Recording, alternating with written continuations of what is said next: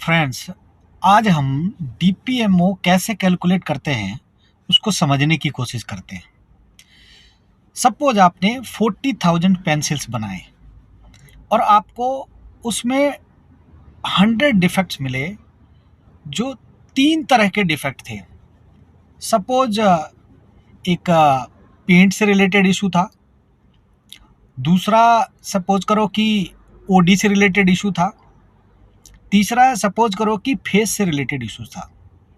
अब जैसे डीपीएमओ का फार्मूला कहता है defects into 10 lakhs oblique opportunities.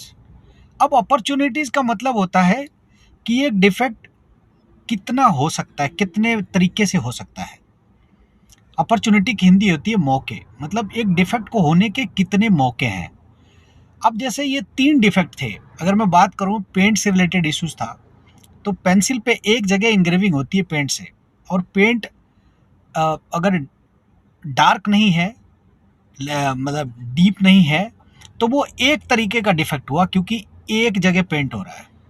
तो हम अपॉर्चुनिटी के कैलकुलेशन ऐसे करेंगे, 1 इंटू सपोज हमने 40,000 पेंसिल्स बनाई हैं, तो 1 इंटू 40,000 प्लस जो दूसरा डिफेक्ट है, सपोज कि फेस रिलेटेड इशूज है, तो पेंसिल में 2 फेसेस होते हैं, तो यहाँ अपॉर्चुनिटी बनती है कि फेस रिलेटेड इशूज 2 हो सकती हैं, तो उस 2 को 40,000 से मल्टीप्लाई करेंगे।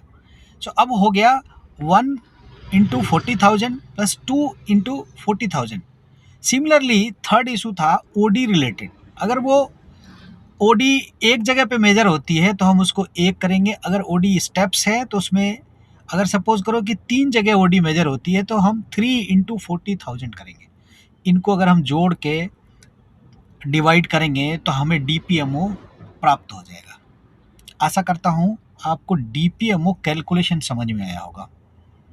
अगर ऐसे ही क्लैरिटी के साथ क्वालिटी कॉन्सेप्ट्स को समझना चाहते हैं तो हमारे चैनल क्वालिटी गुरु इंडिया को आप सब्सक्राइब कर सकते हैं।